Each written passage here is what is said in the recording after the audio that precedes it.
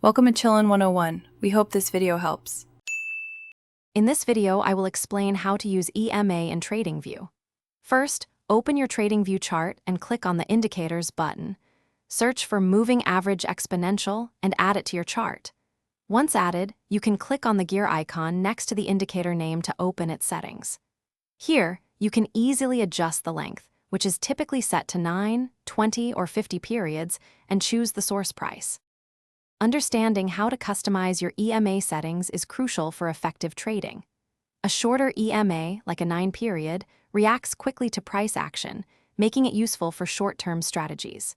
Conversely, a longer EMA, such as a 50 or 200 period, offers a smoother line, ideal for identifying broader trends. Pay close attention to EMA crossovers, where a shorter EMA crosses a longer one, as this often indicates a shift in market momentum.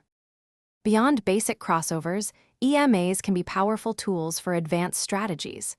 Many traders use a combination of 3 EMAs, like 9, 21, and 50, to gauge trend strength and direction. When price respects an EMA, it often acts as a dynamic support or resistance level, offering potential entry or exit points. For even stronger signals, consider combining EMA analysis with other indicators, such as relative strength index or volume.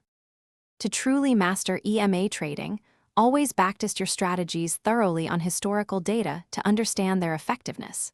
Remember to implement strict risk management, never risking more than 1 or 2% of your capital on any single trade. This approach helps protect your account during volatile periods. Also, for those who love to learn and read, check the description below for some fantastic deals and a link to a great reading device. Happy trading! Thanks for watching. Consider subscribing if we helped you.